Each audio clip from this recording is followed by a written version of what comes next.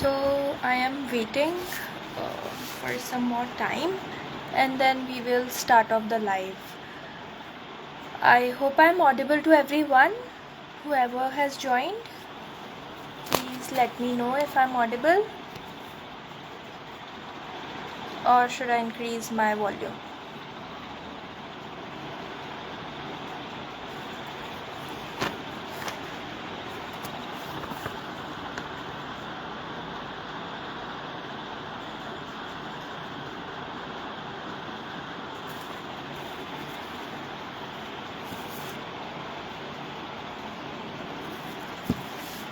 I hope I'm live. I hope I'm audible to everyone.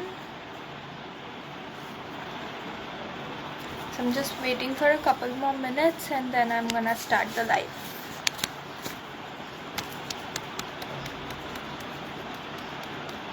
Thank you.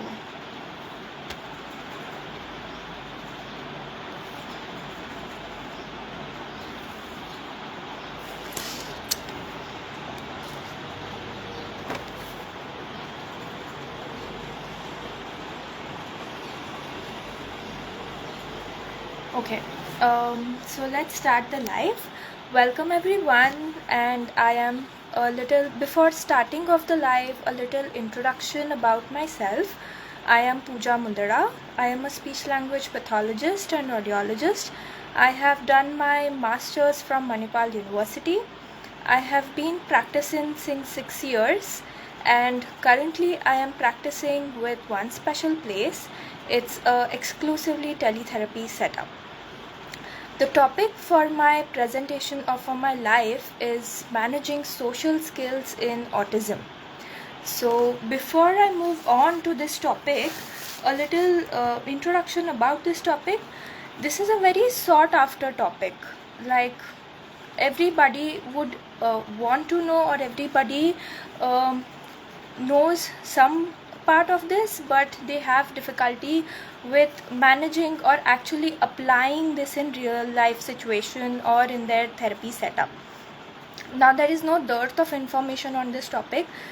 Ample of videos and ample of material is available, but still this is a very unique plus very difficult topic. Why? Because first of all, managing social skills is not just like a one-time thing. You are not teaching social skills to a child when they are a kid, and then 4, 5 or 6 years, 7 years till the time they are discharged, and you are teaching them, and that's it. It is done.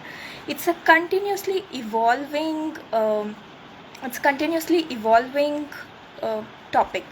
Right through your adulthood also you require lots of social skills, are every small thing. Right now I started my live by asking first that whether I was audible or not. Second thing, I greeted and I welcomed all of you. That itself is a social skill. Okay, now this live is not just for therapists, but it is also for parents and everyone else. So I am going to not only use professional terms, but I am also going to keep it general, and so that everyone in this live is able to understand that. Now before I move on to directly to the management of the topic, there are some points which I would like to share. First is a writing which I came across, written by an autistic person, on what they feel about social skills or what they feel about friendship. So here it is. I have always found it difficult to make friends. There are number of reasons for this. I often have difficulty in paying attention to social cues. I never understand small talk or social etiquettes. Even when I make friends, I often end up causing argument because of my bluntness and sense of injustice. Now this gives us a very good idea on what actually happens when an autistic person is making friends or they are interacting with someone. We need to really understand their difficulties, assess their behavior, and then move on to management. Also, to keep some points in mind, that we are not curing by managing or treating social skills.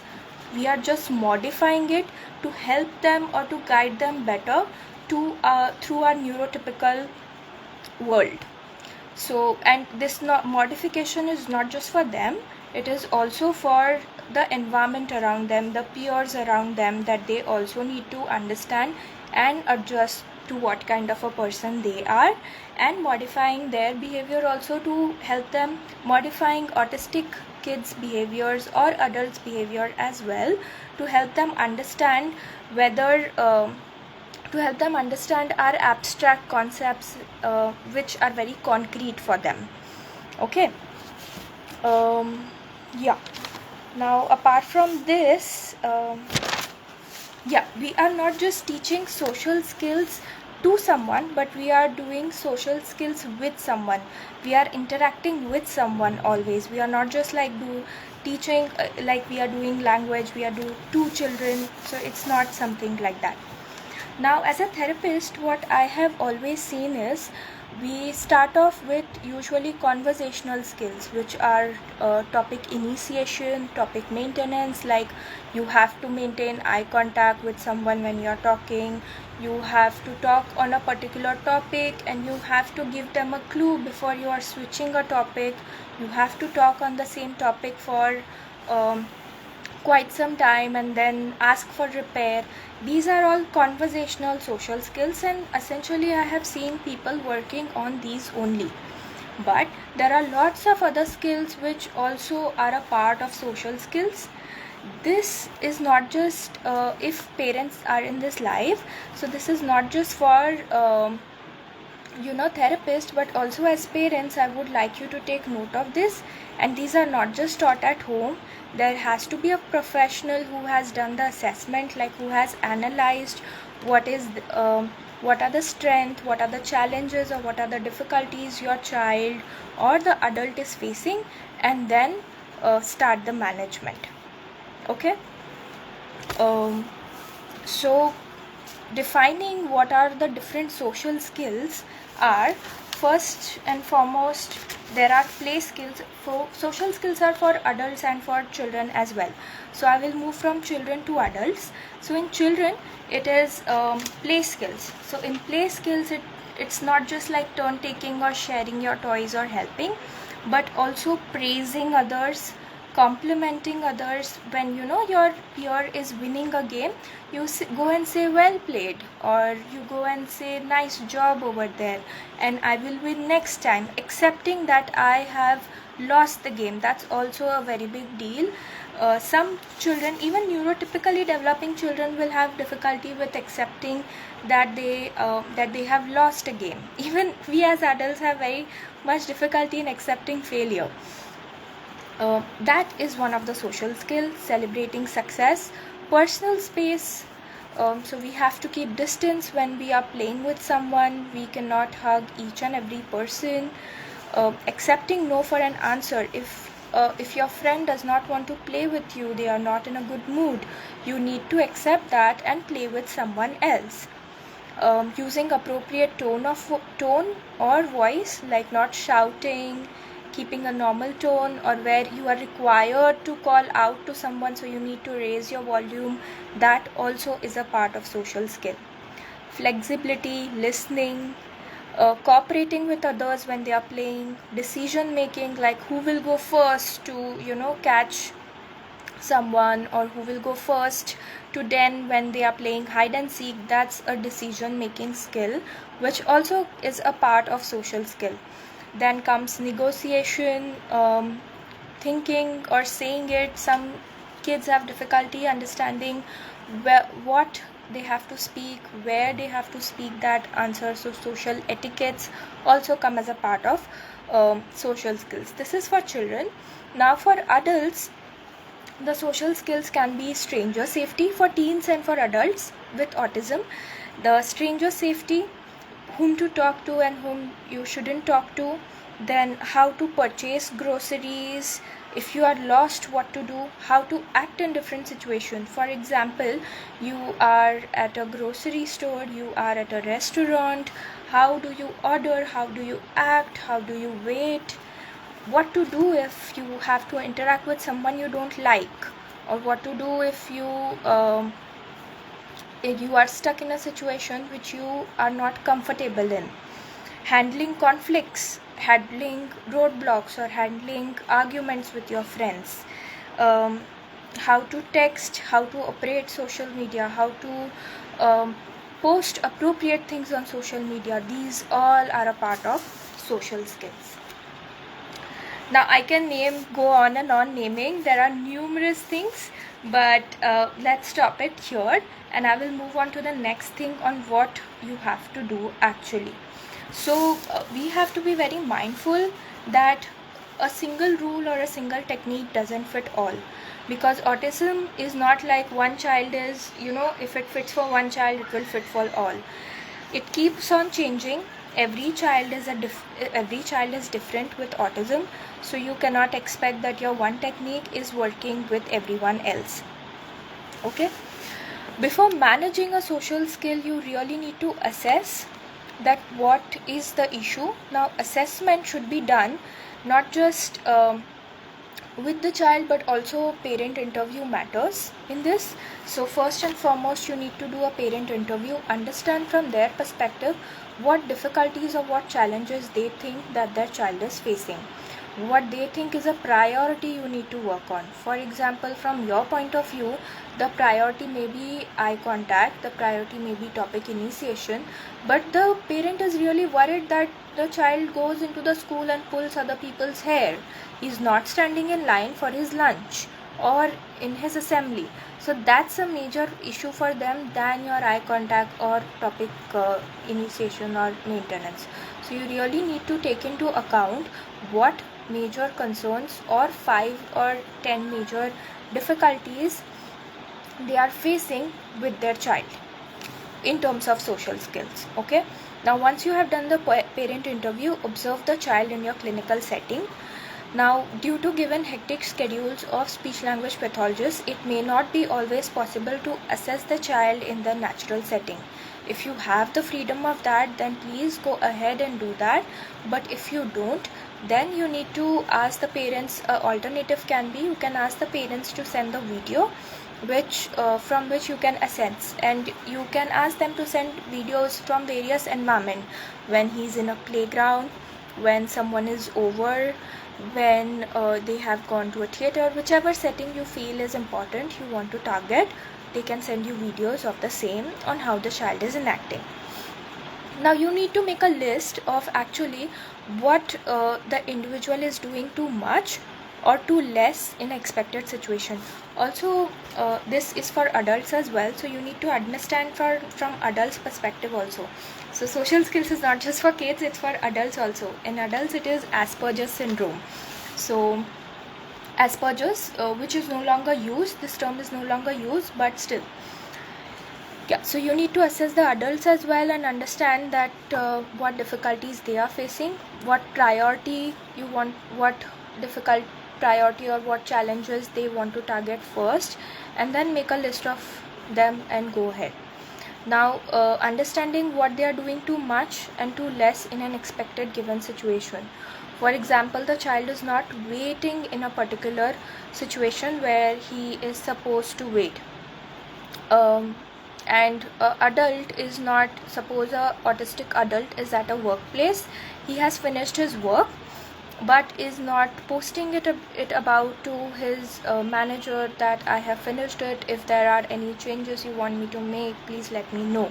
So this is something he's not doing it. So you need to understand that what they are doing too much or what they are doing too less in their expected environment. Fine.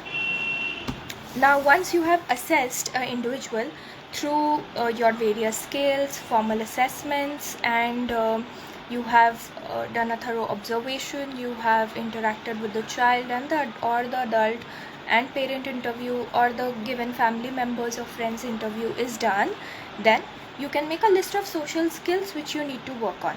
Now these social skills can be like 75 or 100 you have made a list of, but you cannot target all of them at once, correct? So we need to make a smaller set of social skills which is very important, which is the current difficulty, achieve those and then move on to the next one. What is immediately important to the adult or to the parent, and then go on.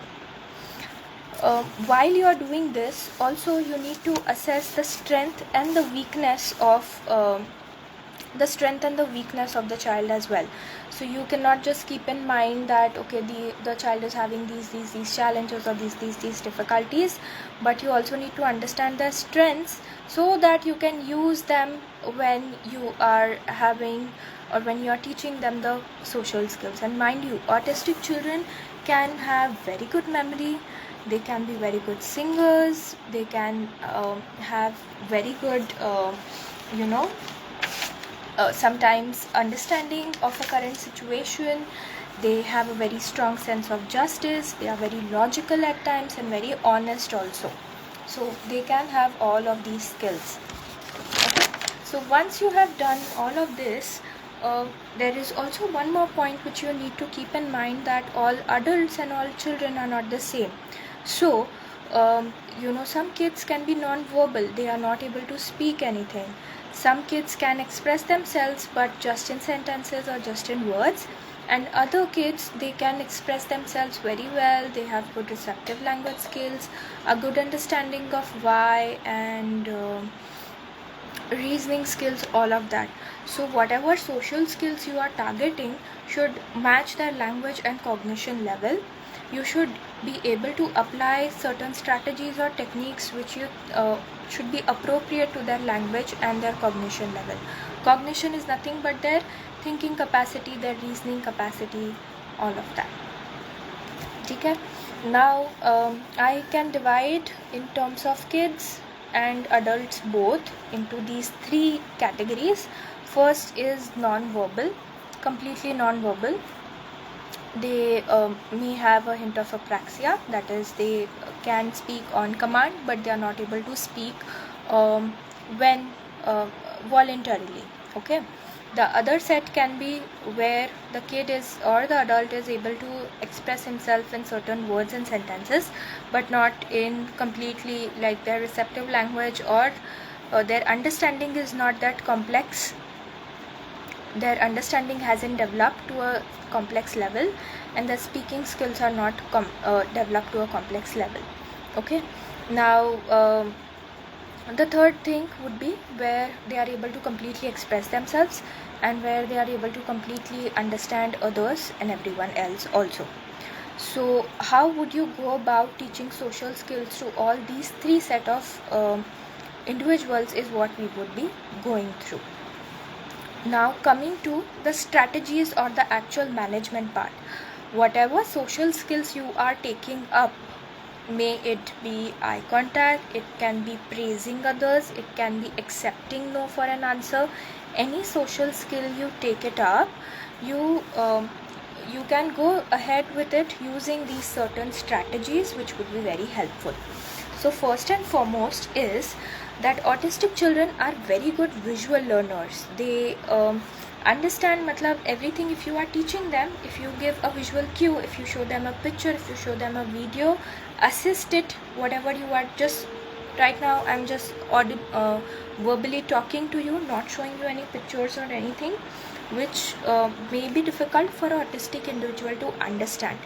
If I have a picture with me right now, it would be very easy for them to understand that. So first and foremost, always use visual cues or a visual or a video or any picture card, any cue card, anything. Okay, now what you need to target first and then go on. So again, this is very tailor-made for every individual, but something which I always keep in mind is feelings and emotions and attitudes. This forms the base of all our social skills according to me. What happens is, for example, if you are not able to understand that the other person is feeling tired, the other person is feeling confused, if you are not able to identify that emotion, then you won't be able to modify your behavior accordingly. Correct? So first and foremost, we need to work on feelings and emotions. Now how this can be worked on is, you can take up worksheets. In terms of kids, you can take up worksheets, you can take up different activities, hands-on sensory activities, drawing faces, of how does angry look like, how does a confused look like, how does scared look like. You can draw these kind of faces and teach them, talk about it. You can enact it out. So you can go like, oh, I am feeling very scared. How does scared look like? So you can go feeling very scared. So enacting those facial expression with the child will make the sessions fun and very interacting as well. One more thing to keep in mind, whatever you are doing with a child, you have to always come down to their level. You cannot teach them like adults and help and expect that they would understand. You have to do it everything in play manner. So for example, I gave you example of teaching emotions, feelings and emotions. So I took up interacting, I took up coloring activity. I can, if the child likes playing with water, so you can use water paints and color the different faces, help them identify. If the child is they like jumping around, then they can jump on various, you can paste various faces, various emotion faces on floor, and you can ask them jump on angry or jump on sad, like that. Now along with this, it is very essential to understand the reasoning behind it also. So you can teach that next in terms of what are the 3 things which makes you happy. So buying a new t-shirt makes me happy, eating my favorite food makes me happy, playing with my friends makes me happy. This kind of verbal response. For non-verbal kids, they can point it out. So if you have a non-verbal child, then you can teach them through enacting faces, plus the reasoning part, that what makes you happy or what makes you sad, what makes you scared. They can point to a given set of pictures, like you can keep those set of pictures and they can point to it. For example, cake, you can put a picture of cake, you can put a picture of a dirty cloth, and you can put a picture of, for example, new toys. So what makes you happy, and they can point to cake, and they can point to the picture of favorite toy. Yeah, so those 2 things they can point to, and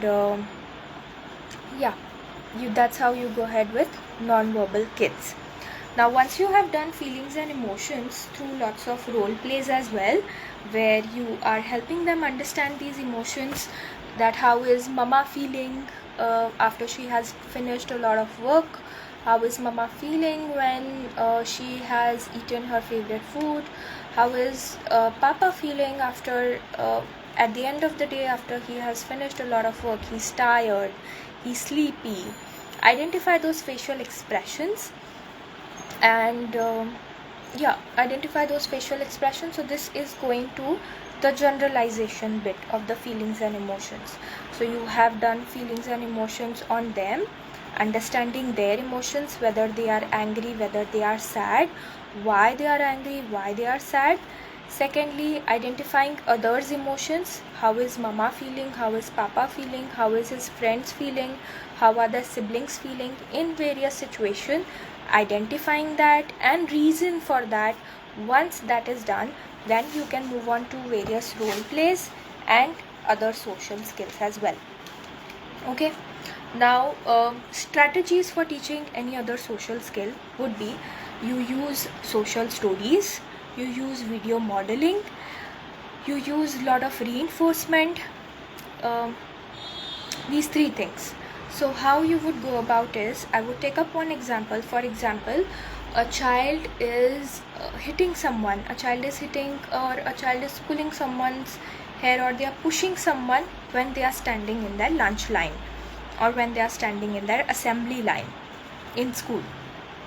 How would I take this up is, first I would model through a social story.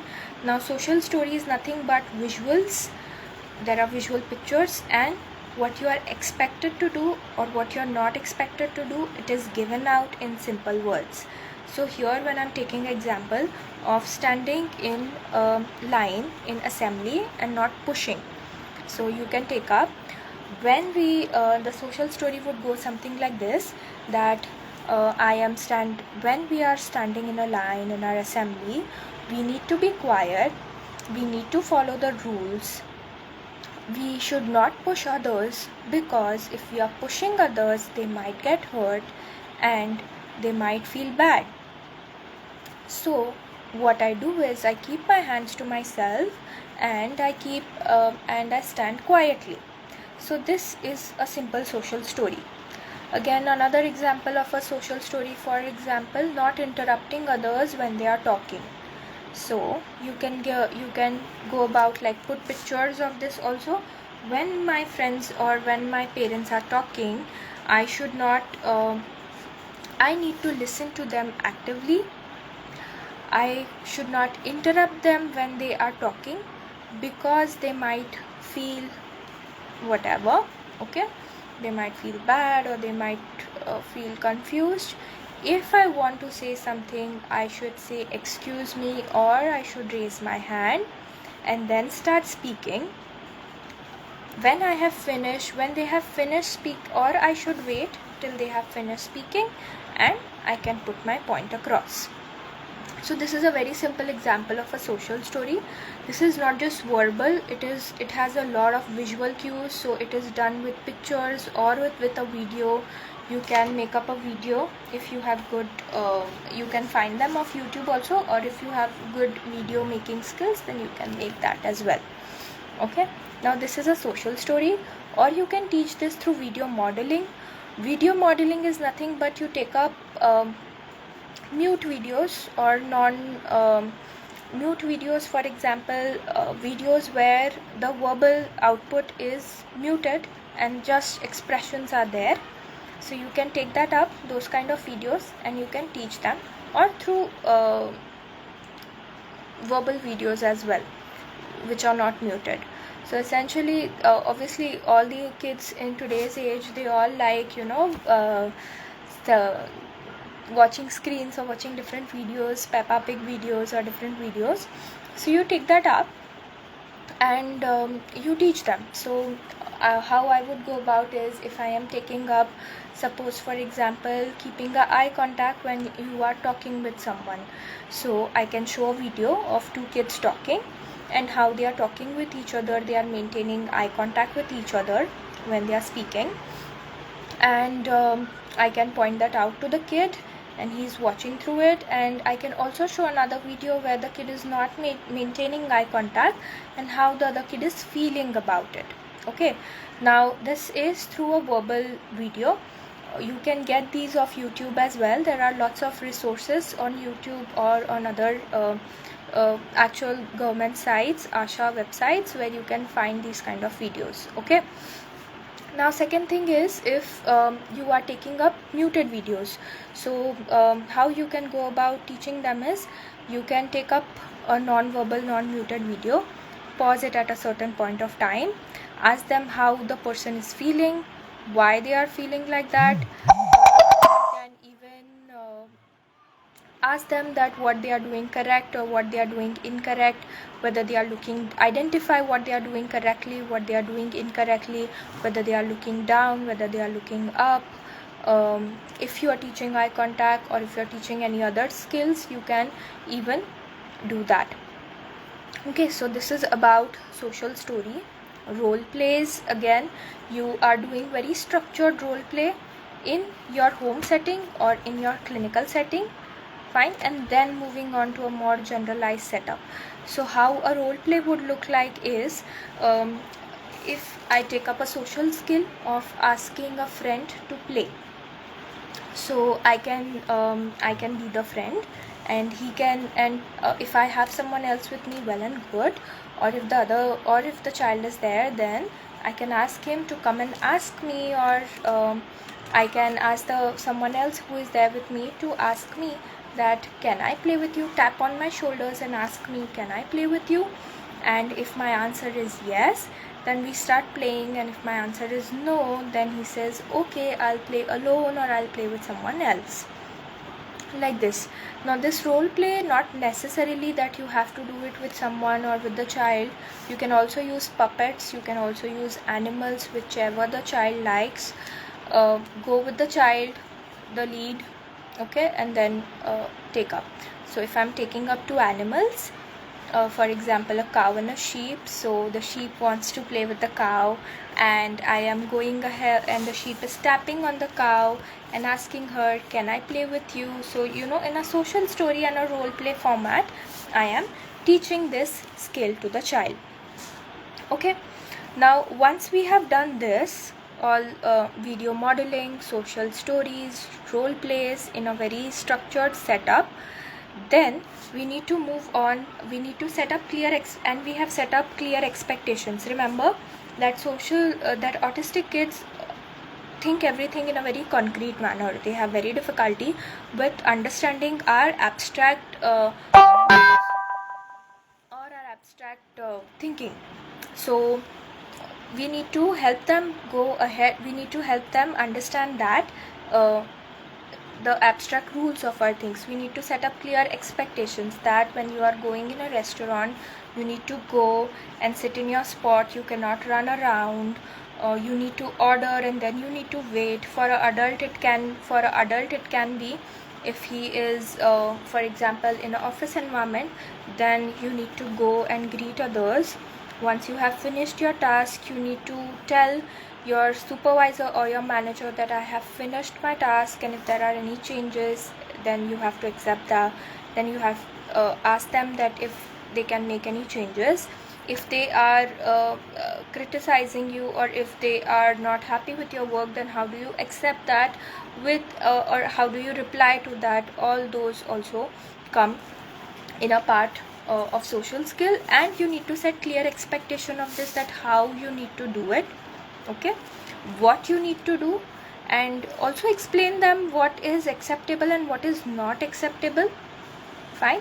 And when you have explained them what is not acceptable, also explain the reason. For example, one of the kids had issues with social etiquettes, so he went to another kid's house or their relative's house, and he asked them that we have been sitting for 5 minutes now, can you bring us food and snacks? Now this was not very socially appropriate, correct?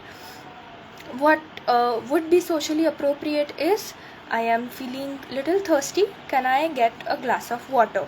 So this is a appropriate way of saying it. So we need to help them understand before going to a relative's house that what you need to do, what is expected out of you, that you need to sit in a certain way, or we cannot jump around or roam around. We need to ask them before we want to play with their toys, how do we ask for water, or what do you do. Practice it before going, and then during the situation you can cue them if they want to say something like that, and praise them after they have done it successfully. Okay, so this is prime, coach and review technique. So you are usually priming them, you are setting the boundaries, or you are setting what is expected out of them beforehand. You are priming them before going, like in the car or in your house, or standing in front of the door, or if you any school behavior you are targeting, then the same thing. For example, you are telling them beforehand at home when you are there in the car, now what you're supposed to do if you're standing in assembly line. Then again, when you're dropping them off in the school, just before that you need to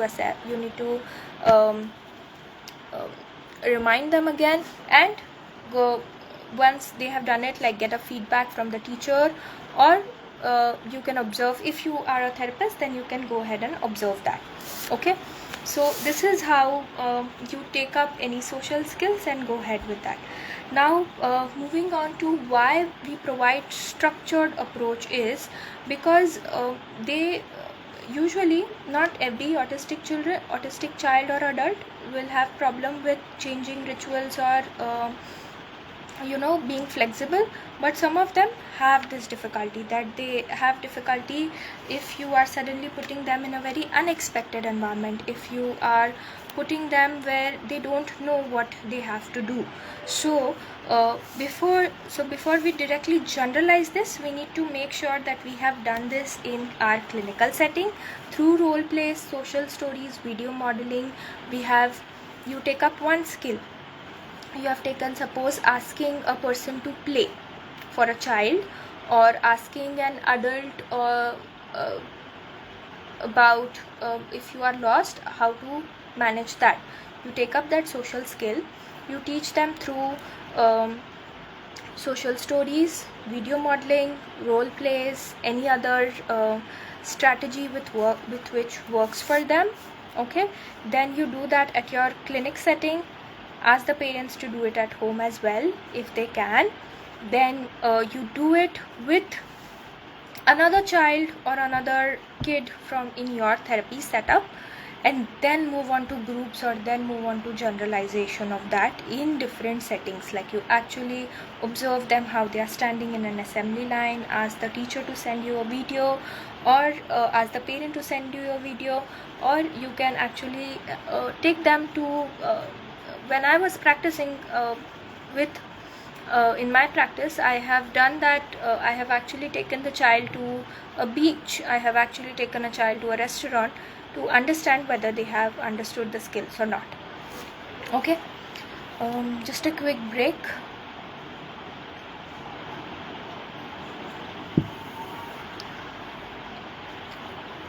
Now, once we have set these expectations, they have understood it. Moving on to generalization. Now we are not just doing generalization, as I told before, that we are not just doing generalization with the kid, but also modifying the environment as well. So for example, if the child is pulling someone's hair when they are playing with someone, or they are going too close to someone and they don't like it, so you can even ask their friends to help you out, or you can ask their friends that would remind them that yeah, you can play with us, but with a distance, or remember, we don't pull hair, or we don't touch others like this, like that. So you can remind the peer, you can use the peers as well, you can use the friends, you can use the actual people from their environment. Also help others also understand that he has certain sensory needs, or he or she does not like certain things. So you also need to keep in mind these points. So we are not just modifying the child's environment or the child's behavior, but also the other people around them. Now this may sound very, very difficult and impractical to do, especially in Indian scenario, but with whatever extent you can, I would really like if all the therapists here can try that, and parents listening can try that thing. Okay, now while teaching all of this, we need to keep in mind their sensory issues. If they have problem with too much lighting, or if they have problem with too much noise around them, then you need to keep in mind that, and take up the social skill, because if their sensory issues if their sensory issues are more, then you may not be able to teach your social skill. Now also motivating, how to motivate them is you have to make the task fun for them. Only then, or either reward or reinforce, like thank you for sitting nicely, or thank you for sitting patiently, thank you for waiting, thank you for sharing that with others, thank you for listening carefully, thank you for replying appropriately, that was a good reply. So if you are praising them, they would tend to repeat what you have praised them for. Okay, yeah, so essentially you are taking up a concept, modeling what is the appropriate expected behavior in our neurotypical norms. Then you are doing that desired behavior, rehearsing it in various situations in a more structured situation. Then you are rehearsing it in a smaller group, which is with the parent or with another kid, just one more kid. Then moving on to a more bigger group, which would be, for example, 2 or 3 kids or 4 kids of different not just autism but articulation or any other issues as well. Then moving on to a last thing, which is generalization, taking them in the actual setup. If you cannot take them in actual setup, then you can ask the parents to send you a video, or the teachers if they can. Okay, now you have to simplify your language according to their language level. As I told, for non-verbal kids, all this has to be done through pictures and through pointing. To understand whether they have understood or not, you have to ask them to point to various things, that what do you do when you are what do you do when someone, if you have to go ask someone to play. So a non-verbal kid can show you something like tap, and then they can point to their card that says ask, can I play with you? And then if the answer is a no like this, then they can go and play by themselves. If the answer is yes, then they can go and play with them. So like this with the non-verbal child, and with the verbal child it is very it's simple, where they can express themselves. Planning for generalization, I have mentioned it, that you need to go in a very structured manner from a smaller group to a bigger group. Yeah, so this is all about managing social skills in individuals with autism. I would like to take up any doubts or any questions if the crowd is having. You can put that in the chat box, or you can put that in the comment section.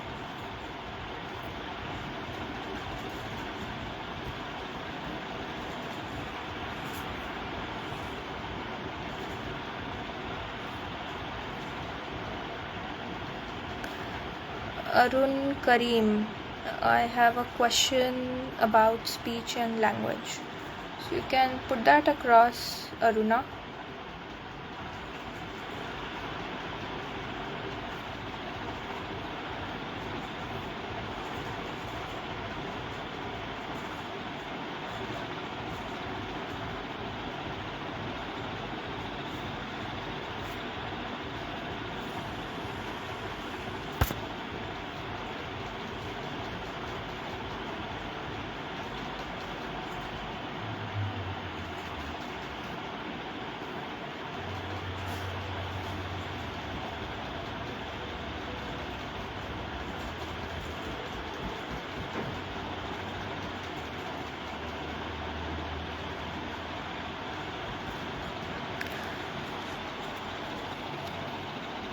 So if there aren't many questions, a summarization of all the things which I have told is, once you are managing a social skill in any child or adult, you need to assess, you need to make a list of what is essential to them as an adult, or to a parent for a kid, and your things also.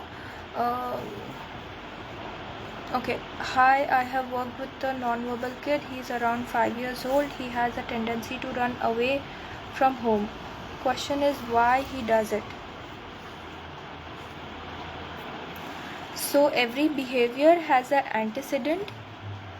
Why he does it would be something where he might feel that he's not understood in home, or he doesn't like the home environment, or he likes something else. Maybe that's why he's running away.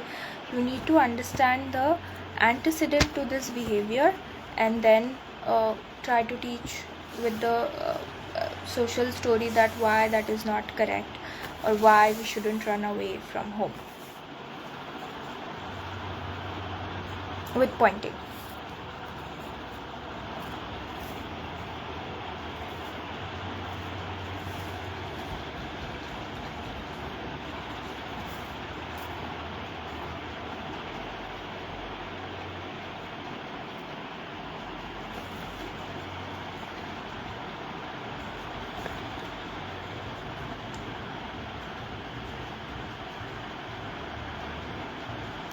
Yes, so moving on to the summarization, as I was talking about it. So first and foremost, also, how can we make him to talk even with a word? How to deal with sensory processing issues. So also, how can we make him talk even with a word? You need to understand, Aruna, that what essentially is the issue with the child, how old is the child, Is he having, you have to rule out whether he or she is having apraxia of speech, because of which he or she is non-verbal, or what is the communication intent lacking, that they don't want to speak, they can speak but they don't want to speak. So you need to understand the reason behind the non-verbal part, and then we can go ahead and teach him how to talk. How to deal with sensory processing issues. Sensory processing issues are dealt with by a occupational therapist. So they essentially assess what all sensory issues the child is having, and accordingly provide therapy with certain exercises and with certain tools. So you need to get your child assessed with from occupational therapist. Only then you can address those issues. But from my end, if for example they are having oral sensory issues, if they have oral sensitivity, then you can slowly generalize it, slowly help them by first just getting different textures or different touches on their skin, then moving to face, giving that in a very small amount, keeping it in front of the child, so that the child is having idea of okay, this is this texture. Let him explore, let him try, use that in play, and then go on to the actual mouth. You're touching it on the mouth level. Okay. How to deal with kid with non-verbal apraxia with autism.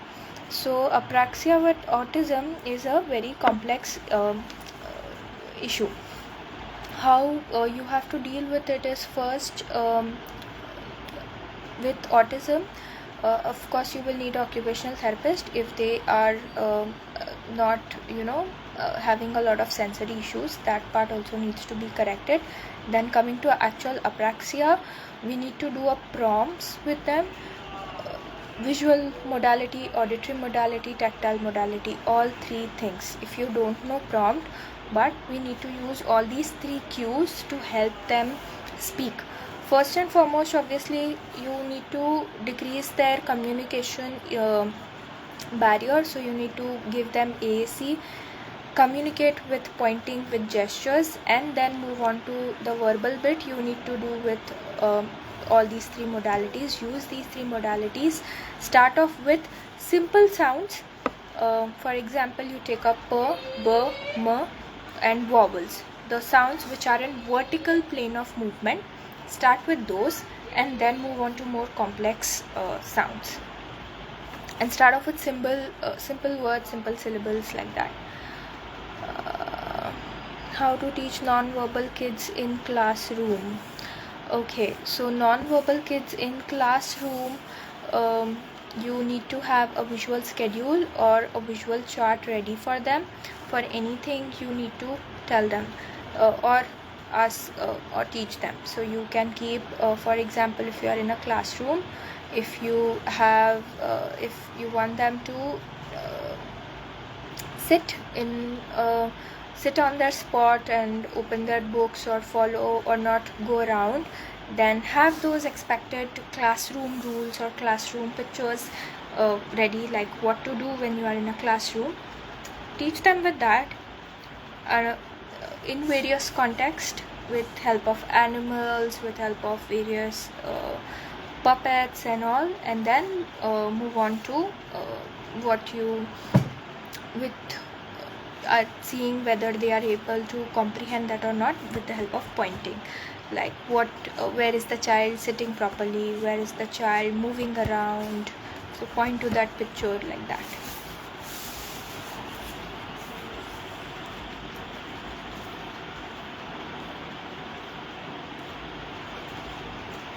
Yeah.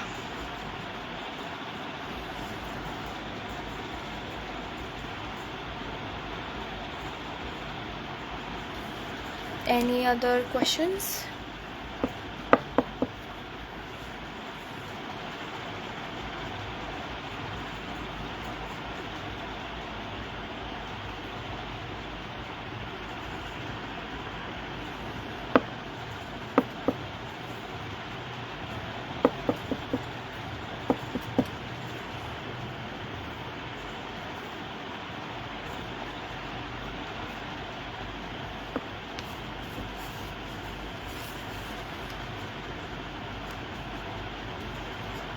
Okay, so for summarization of whatever I have spoken till now is first and foremost social skills.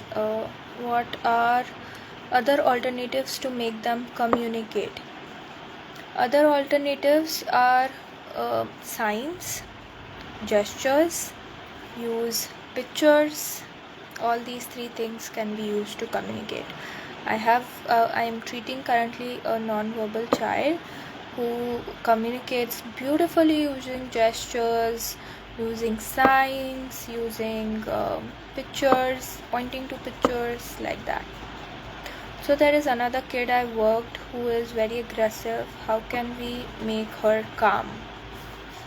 This is again a social skill where what to do when you are angry, or what all things you do when you are angry. So first and foremost, you take up a scale of different colors like red, green, blue, yellow, all of that. Okay, put that and help the child understand that where they are really angry. If they are really angry, so that's a red, and if they are moderately angry or very less angry, now what to do, understand why he's getting angry also. It may be a sensory meltdown, a sensory issue because of which he's getting very aggressive or very angry. If that is the case, then then change that.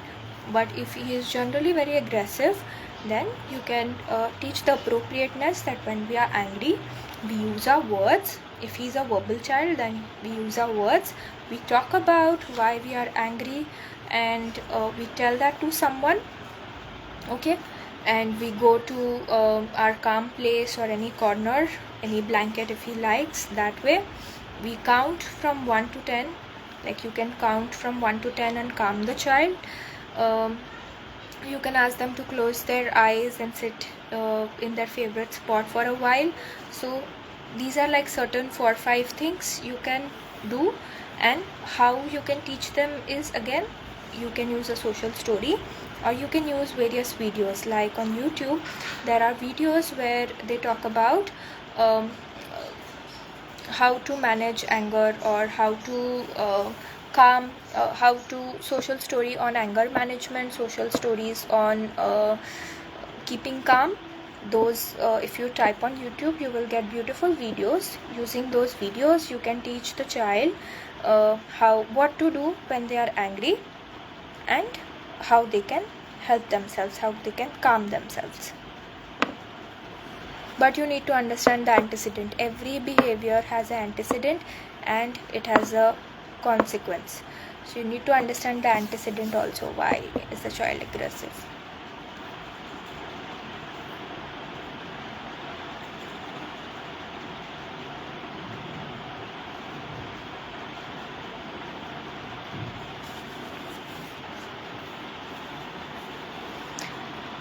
Any other questions?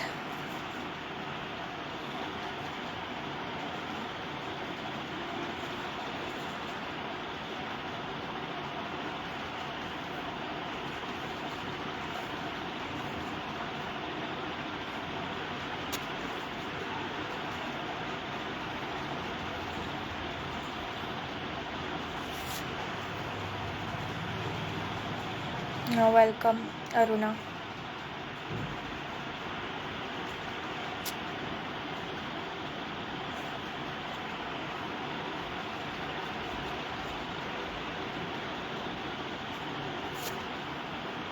Why is it that most autistic children don't like writing? They have poor pencil grip, or how can we address that? This is something which is not in my scope of practice, but generally, like, not just autistic kids, but I've seen even typically developing neurotypical kids who don't like writing, or they run away from writing or academic work. So it is not something which is there only for autistic children. They may have poor pencil grip, or they don't want to hold the pencil because they might be having sensory issues of touching it or of holding it. They don't like the texture maybe, or they have poor fine motor skills. That's why. But this is not just like very prominent for autistic children only. I have seen typically developing kids also who hate writing.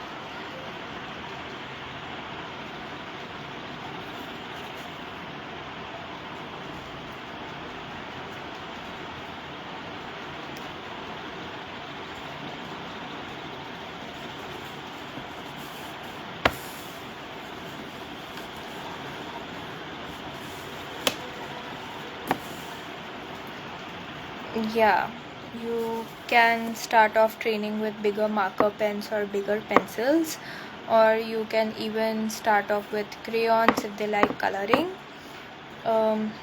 Any anything to hold, painting, or any other thing which they like to hold, like it can be just stamping or poking with a pencil. Start off with that kind of activity and then move on to maybe writing.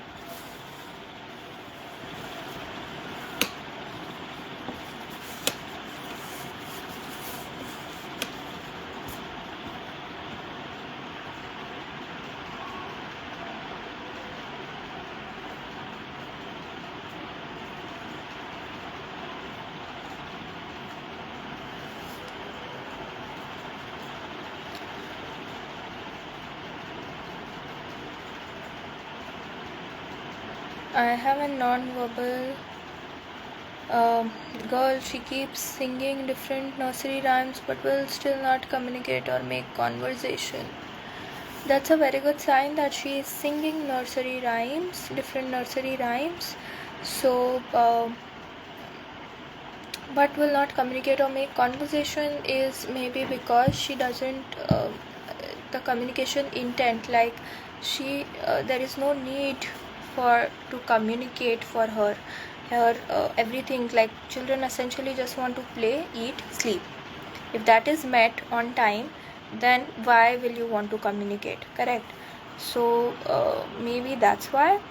Also you can model the correct responses to her, and not expect it to happen overnight, but see if she is using it in any context, in whether in your clinical setting or whether in home or anywhere else. Why non-verbal kids get anxiety issues, how it can be controlled. So you cannot control the anxiety. First of all, non-verbal kids get anxiety issues because they cannot communicate. Nobody is able to understand them. You are not able to understand them, their feelings and all of that. So that would lead to the major part of the anxiety issue. How you can reduce that is give them something, give them a way they can express themselves, like a device, or through pictures or through pointing, some way. Even non-verbal way of communicating is okay. That would help to reduce the anxiety to a much lower level. Apart from that, you can you can do things which they like a lot. For example, if they like art and craft things, if they like painting, something like that, then you can take that up. Hugging a pillow also helps sometimes. Okay. My last question is, does a non-verbal kid ever talk sometime in their lifetime? Yes and no. So we cannot say for sure all the time. I have seen a lot of autistic kids going from non-verbal to verbal. It takes time, but they go. I am currently treating a non-verbal child, apraxia of kid, speech, who is going to verbal but in a very small scale. And yeah, so the answer is yes and no. How do you find the right school for non-verbal child? This is very, very difficult to find the right school, because schools, at least in India, they are not that advanced that they take up everyone, and they understands everyone issues and modify their environment like that. They sometimes academically they want to finish the course and they want to go ahead with it. So you have to look up for schools on Google's integrated schools. If you are living in major metropolitan area, then in Mumbai or in Pune, there is I think Pawar International or Podar International, things like that, and so those schools are there for non-verbal children, and they have a very integrated setup. There are special schools as well, but yeah, it's very difficult to find a school for a non-verbal child.